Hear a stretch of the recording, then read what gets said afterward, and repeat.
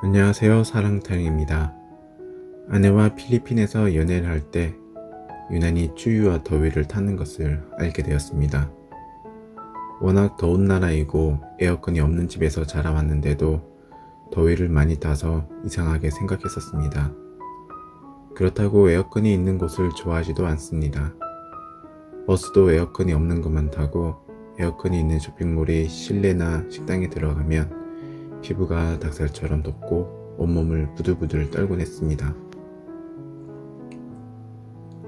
사계절이 있는 나라에서만 살아왔던 저로서는 처음에는 정신력의 문제라고 생각해서 차차 익숙해지려니 하고 크게 걱정하지 않았습니다. 하지만 한창 겨울이었던 12월 중순에 한국에 들어온 아내에게 이것저것 문제가 생기기 시작했습니다. 처음에는 사소한 해프닝이었습니다. 필리핀에서는 밝은 피부를 선호하기 때문에 피부 필링을 많이 하는데 건조한 한국의 겨울 날씨에 기초 화장도 없이 필리핀의 필링 화장품을 사용하다가 얼굴이 화상을 입은 듯 붉게 변하고 많이 아파했습니다. 다행히 큰 문제는 아니라서 피부과에서 처방을 받고 약을 발라서 진정시킬 수 있었습니다. 그러고 나서 얼마 지나지 않아 아내는 배가 아프고 소화가 잘 안 된다고 했습니다. 소화제를 먹어도 계속 속이 안 좋다고 해서 동네 내과를 찾았습니다. 행여 낯선 환경에 지쳤을까봐 영양제와 수액을 맞고 주사실에서 나오려는데 그녀가 갑자기 저에게 안기더니 그대로 주저앉아 버렸습니다. 평소에도 저에게 안기려고 일부러 자는 척을 하곤 해서 그날도 장난치는 거라 생각했지만 이상하게도 평소보다 몸이 너무 무거웠습니다. 이상하다 싶어 침대에 눕히고 말을 걸고 몸을 흔들어도 깨어나질 않았습니다. 자는 것처럼 호흡을 하고 있지만 좀처럼 깨어나지 않아 다급히 의사를 불렀고 의사는 확인 후 구급차를 불러 대학병원 응급실로 이송하도록 하였습니다. 갑작스러운 상황에 안절부절 못하는 저에게 간호사가 말했습니다. 어떤 사람들은 선천적으로 감각이 특히 예민해 일반 사람들이 느끼는 감각의 몇 배로 느껴 그것이 지나치면 실신할 때도 있다고 했습니다. 유난히 추위와 더위를 잘 타고 예민했던 아내가 정신력만의 문제가 아닐 수도 있겠다는 생각이 들었습니다. 그렇다 하더라도 사람이 왜 갑자기 잠이 들고 1시간이 넘도록 깨어나지 않는 것인지 저희 경험으로는 이해할 수 없어 마냥 두렵기만 했습니다. 구급차가 와서 의료진이 아내의 급소를 자극하며 깨워보려 했지만 여전히 깨어나지 않자 다급히 응급실로 향했습니다. 힘겨웠던 장거리 연애와 더 힘겨웠던 결혼, 그토록 애끓게 그리워하다가 이제 겨우 같이 살 수 있게 되었는데 2주 만에 정신을 잃고 깨어나지 않는 그녀를 보며 흐르는 눈물을 참기가 어려웠습니다. 사실 그녀에게 이런 일이 처음은 아니었습니다. 가끔 원인 모르게 숨이 막히다가 한 번씩 정신을 잃는다고 했고 연애 중에도 제가 한국에 있을 때 그런 일이 한 번 있어서 당시 아내와 함께 했던 친구가 저랑 통화하며 돌봐준 적이 있었습니다. 그때도 그 친구가 그냥 자는 것 같다고 해서 사실 잘 이해가 되지 않았는데 막상 눈앞에서 보니 하늘이 무너지는 것만 같았습니다. 아무 일 아닐 거라고 그때처럼 아무렇지 않게 깨어나길 바랄 수밖에 없었지만 눈앞에서 깨어나질 않는 그녀를 보니 너무 겁이 났습니다. 그렇게 응급실에서 이것저것 검사를 하고 주사를 맞은 후 다행히 조금씩 정신을 차리기 시작했습니다. 그 후 대학병원 응급실에서 할 수 있는 검사를 했지만 원인을 알 수 없었습니다.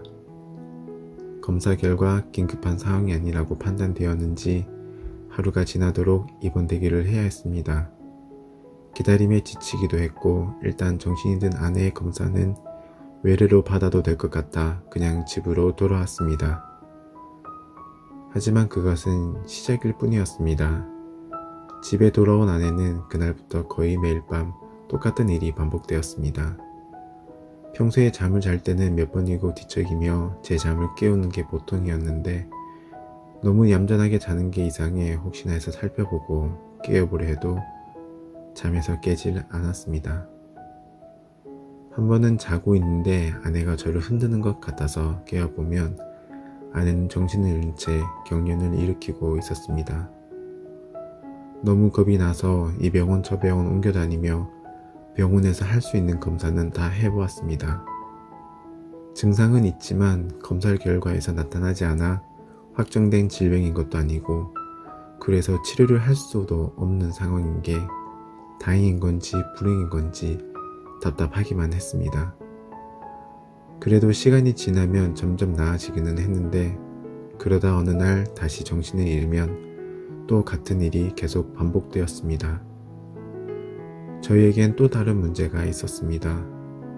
아내가 한국에 온 지 한 달이 조금 넘어서 고대하던 아내의 임신 소식을 접했습니다. 그 후 몇 달이 지나지 않아 아내가 다시 정신을 잃었고 여전히 쓰러지면 깨어나질 않았습니다. 그러는 동안 태중의 아이는 몸부림을 치고 행여 아이에게도 문제가 되지 않을까 노심초사하며 지내야 했습니다. 더욱이 임신 중이라 할 수 있는 치료도 복용할 수 있는 약도 없다시피 했습니다. 다니던 산부인과에서는 행여 생길 문제를 대비해 대학병원에서 진료를 받고 출산을 할 것을 권유하였습니다. 출산 중 쇼크로 기절하게 되면 큰 문제가 될 수 있어서 처음부터 제왕절개를 하던지 만일의 사태를 대비할 수 있는 대학병원으로 옮겨야 했습니다. 아내와 많은 대화를 나누며 정신을 잃기 전 증상에 관해 이야기를 하다가 입술이 마르고 숨을 쉬기 어렵다는 것을 듣고 동네 한의원에 데리고 갔습니다. 5대째 한의사를 하고 있다는 왠지 믿음이 가는 곳이었는데 진맥을 짚고 이야기를 들어보더니 순환계통 문제라고 임산부에게도 처방할 수 있는 침이 있다고 합니다. 제가 보는 앞에서 아내에게 침을 놓았는데 금세 말랐던 입술이 촉촉해지는 것이 눈에 보였습니다. 그렇게 몇 번 침을 맞으러 다니고 나서 아내는 숨쉬기가 편해지고 입술이 마르는 일이 없어졌습니다. 다행히 그 후 한동안 정신을 잃는 일도 없어졌고 아이도 건강하게 자연분만으로 출산할 수 있었습니다. 지금도 커피나 홍차를 마시면 숨이 가빠와서 자제를 하는 편이고 근육이완을 위해 물을 많이 섭취하며 관리를 하고 있습니다. 최근 장인 어른을 잃고 나서 두통이 심해 병원을 찾아 검사했는데 뇌혈관에 다소 문제가 있다는 것을 알게 되었습니다.